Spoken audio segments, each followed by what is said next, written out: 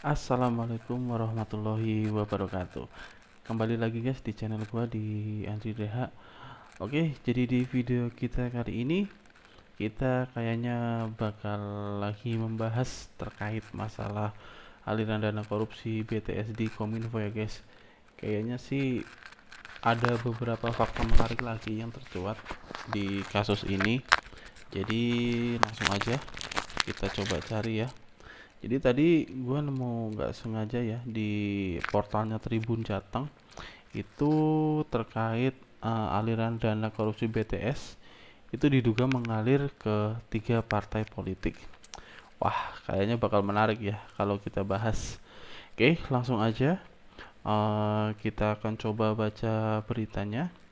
Jadi Pak Mahfud MD itu berkata, saya sudah lapor ke Presiden. Jadi terkait aliran dana korupsi BTS yang diduga mengalir ke 3 partai politik. Nah, menurut kalian partai apa aja nih yang bakal terlibat di aliran dana tersebut? Ya, kalau menurut gua pribadi ya, menurut analisa gua sederhananya pastilah ya partainya mantan Menkominfo ya, Pak Joni Plet. Pasti itu salah satunya ya, yaitu Partai Nasdem. Untuk selebihnya mungkin teman-teman bisa bantu analisa sendiri lah ya partai-partai mana aja yang terlibat. Oke, jadi aliran dana kasus korupsi pembangunan menara base Trans Cipher Station atau BTS 4G itu diduga mengalir ke 3 partai politik. Cuma di sini memang partai politiknya itu apa nggak disebutin guys. Ya mungkin biar sambil sama-sama kita nganalisa lah ya. Kayaknya sih kemungkinan babak kasus di korupsi Kominfo ini kayaknya bakal panjang ya guys ya. Soalnya memang dananya nggak main-main ya, yang dikorupsi itu 8 triliun. Oh ya, kemarin gue mungkin sedikit koreksi ya di video gue sebelumnya yang gue bilang hanya 2 triliun, ternyata itu 8 triliun guys yang dikorupsi. Luar biasa banget ya. Jadi Menteri Koordinator Bidang Politik Hukum dan Keamanan Menko Polhukam atau dalam hal ini Pak Mahfud MD yang sekarang juga menjabat menjadi PLT Menkominfo sudah melaporkan informasi tersebut ke Presiden. Beliau mengatakan dengan nama-nama yang ada, beliau juga bersampai ke itu hanya sebagai gosip politik belaka. Jadi kami bekerja dengan hukum saja. Itu kata Pak Mahfud MD usai melantik pejabat eselon 1 Kominfo di kantor Kominfo. Nah, yang mau kita coba bahas dan analisa ya guys ya. Proyek dengan mega dana yang sebegitu luar biasanya ya. Triliunan rupiah yang keluar dan disalahgunakan oleh segelintir orang yang saat ini itu yang sudah resmi jadi tersangka itu kalau gua nggak salah ada 5 orang ya. Ada 5 orang di video gue sebelumnya. Mungkin kalau salah gue juga dikoreksi. Ada 5 orang jadi tersangka dan itu dana yang dikorupsi diselamatkan itu sekitar 8 triliun. Kalau menurut kalian itu mungkin nggak sih hanya mereka-mereka saja yang menikmati dana tersebut?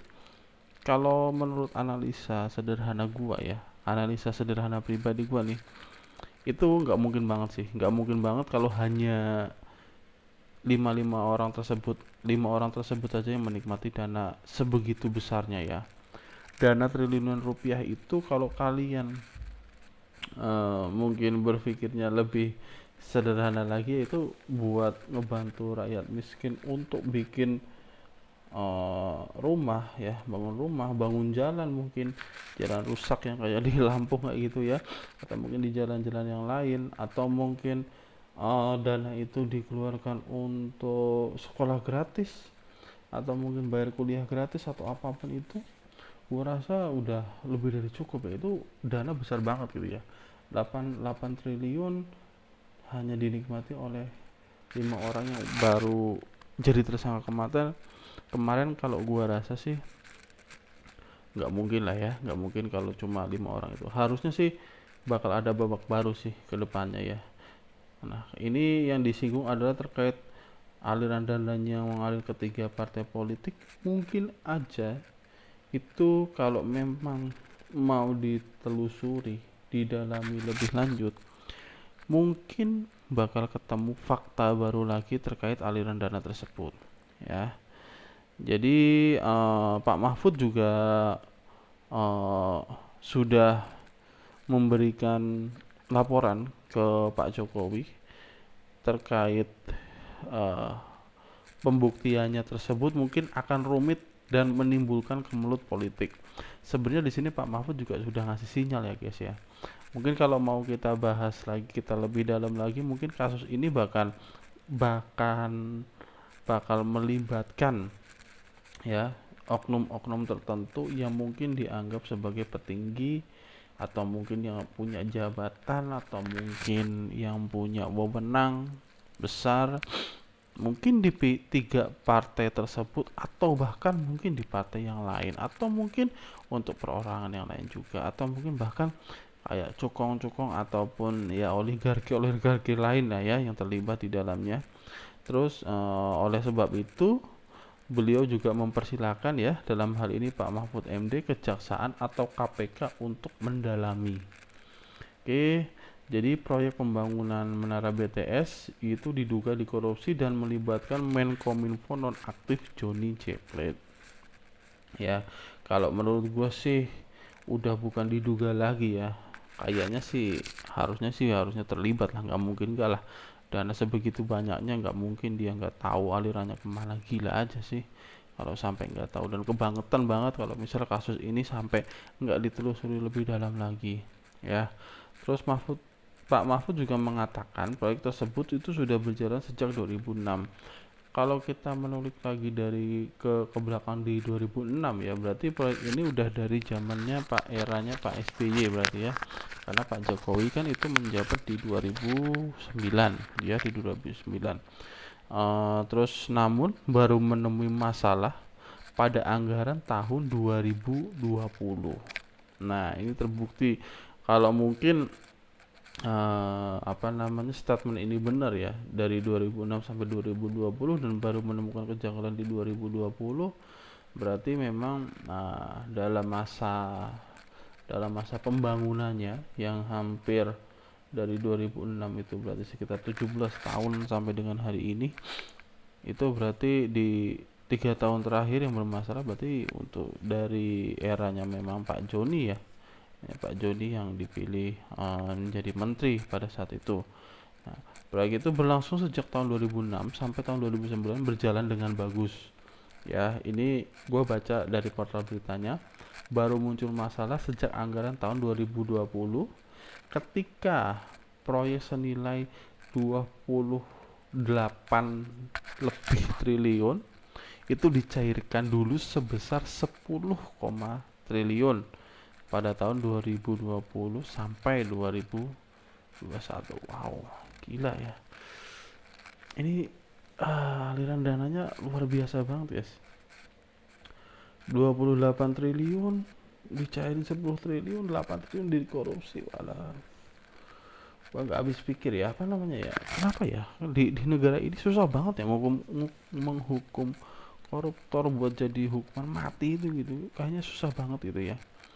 Apanya sih yang harus dikaji lagi terkait masalah korupsi yang sebesar kayak gini gitu ya. Mereka udah jelas-jelas merugikan rakyat ya, terus merugikan negara juga, nggak ada untung-untungnya juga gitu loh. Mempertahankan koruptor itu mau buat apa gitu kan. Mereka selalu berdalih terkait masalah HAM, hak asasi manusia, perlindungan tersangka lah atau apalah yang gue juga nggak tahu. Kalau dilihat lagi yang lebih menderita itu harusnya rakyat, guys, bukan malah si koruptor yang udah menikmati duit sampai triliunan kayak gini gitu loh ya. Jadi Pak Mahfud juga mengungkapkan ketika dana tersebut hendak dipertanggungjawabkan pada Desember 2021, ditemukan fakta tidak ada pembangunan menara BTS yang sudah dianggarkan. Luar biasa sekali memang. Kayaknya ini yang disebut dengan struktur masif ya, ya, dan luar biasa sekali lah ya, dan kebanggaan sekali kalau misal kasus sebesar ini nggak ditelusuri lebih lanjut gitu ya, mau dibawa kemana negara ini ya. Pihak yang mengerjakan proyek itu meminta perpanjangan waktu untuk membangun BTS hingga Maret 2022 dengan alasan pandemi COVID-19. Ya, alasannya disambung-sambungin semua gitu ya. Padahal uangnya sudah keluar tahun 2020, minta diperpanjang sampai Maret, seharusnya itu tidak boleh secara hukum, tapi diberi perpanjangan. Nah, yang jadi pertanyaan lagi adalah siapa yang memberi perpanjangan tersebut? Kalau mungkin harus dengan persetujuan Menkominfo, ya berarti ya menterinya beneran dong harusnya terlibat di situ dong. Nggak mungkin lah kalau cuma hanya sebagai dugaan terlibat, ya harusnya benar-benar terlibat sih. Jadi untuk diketahui, Johnny Plate yang juga politisi Partai Nasdem ditetapkan sebagai tersangka kasus korupsi penyediaan menara BTS dengan infrastruktur pendukung 1, 2, 3, 4, dan 5 bakti Kementerian Kominfo tahun 2020 sampai 2022.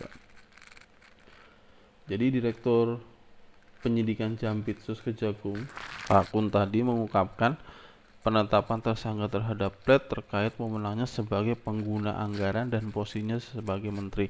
Berarti benar dong yang tadi harus ada persetujuan dan disetujui diperpanjang, yang seharusnya itu memang nggak boleh kalau kata Pak Mahfud tadi. Oke. Jadi tentunya selaku pengguna anggaran dan selaku menteri atas hasil pemeriksaan tersebut, sehingga tim penyidik pada hari ini telah meningkatkan status bersangkut dari saksi menjadi tersangka. Oke. Ya harusnya memang jadi tersangka sih, tapi yang harus jadi perhatian adalah dia bakal jadi tersangka utama atau enggak. Kalau tersangka tunggal atau mungkin hanya 5 ini harusnya sih enggak ya, harusnya ada tambahan lagi ya. Terus dalam perkara ini kerugian dihitung Badan Pengawas Keuangan BPKP ditaksir mencapai 8 triliun. Itu yang dua bilang, yang mau gua koreksi di video gua kemarin ya guys ya. Jadi video gua kemarin itu ngebahas tentang korupsi BTS ini juga dan para pelakunya. Itu gua bilang negara hanya dirugikan 2 triliun. Tapi ternyata itu 8 triliun guys yang dirugikan. Astagfirullahaladzim. Gue bingung ya sama orang-orang yang modelnya beginian ya. Mereka selalu ngomong terkait masalah kejujuran, selalu ngomong terkait masalah pembangunan nasional, Pancasila, humanisme, terkait masalah hak asasi manusia, terus terkait masalah perekonomian, terkait masalah kemajuan teknologi, bla bla bla ini itu. Gue inget banget ya waktu Pak Jody Plate itu diundang sama Om Deddy juga di podcastnya ya, dia bicara itu terkait sebenarnya anak bangsa kita itu juga bisa menciptakan search engine seperti Google. Itu namanya apa ya, namanya gue lupa ya, tolong dikoreksi di komen kalau memang gue salah ngomong ya. Jadi dia ngomong seakan-akan dia itu udah tahu banget terkait masalah teknologi, terkait masalah perkembangan selanjutnya, padahal ya kalau ditelisik lebih dalam lagi ya, beliau juga bukan dari mantan orang komputer juga ya, bukan dari orang informatika juga gitu kan. Di situ hanya menjabat ya sebagainya karena dia ada orang parpol lah gitu. Itulah yang disebut dengan ketika negara ini memberi jabatan ke seseorang yang bukan ahlinya dan dipaksakan untuk menjabat dengan tanggung jawab yang sebegitu besar, ya bakal kayak gini jadinya gitu. Jadi bukan hanya masalah pendidikan yang mungkin harus disesuaikan atau mungkin pengalaman yang disesuaikan, tapi memang kejujuran juga yang harus diterapkan di sini. Oke, kayaknya sih segini aja video pembahasan kita terkait masalah lanjutan dari korupsi BTS ini yang diduga melibatkan 3 partai politik. Kayaknya sih memang di artikel yang ini ya kita masih belum terlihat gamblang juga partai politik mana yang terlibat. Tapi sih harusnya udah ada satu yang jelas ya, yang diduga yang aliran dana itu lari ke Partai Nasdem ya, karena partainya Pak Joni Plate juga. Yang dua itu memang belum disebutkan. Dan kayaknya sih kasus ini masih akan terus bergulir guys. Jadi mungkin dalam beberapa hari ke depan ya, entah 2 hari sekali atau mungkin 3 hari sekali, bakal kita bahas lagi perkembangan korupsi mega proyek DBTS di Kominfo ini ya guys ya. Jadi minta tolong juga sama-sama kita pantau guys, jangan sampai kasus yang triliunan rupiah kayak gini langsung berhenti di tengah jalan, nggak ada kelanjutan lagi. Dan gua pasti dan harapan gua di sini semua pihak harusnya jujur ya, dan semoga aja sih kasus ini bisa clear, terselesaikan dan disampaikan gamblang ke masyarakat itu kan, karena sesungguhnya uang yang dikeluarkan oleh negara untuk mega proyek ini tuh nggak sedikit, dan pasti banyak rakyat juga yang jauh lebih terasa impactnya gitu kan, terutama rakyat kecil seperti kita ini gitu ya.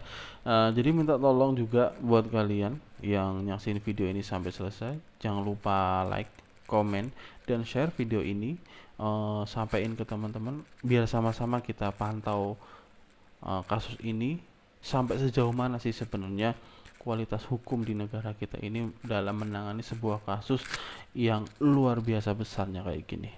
Oke, gitu aja dari gua di video kali ini. Terima kasih buat kalian yang udah nonton sampai dengan selesai. Akhir kata, assalamualaikum warahmatullahi wabarakatuh.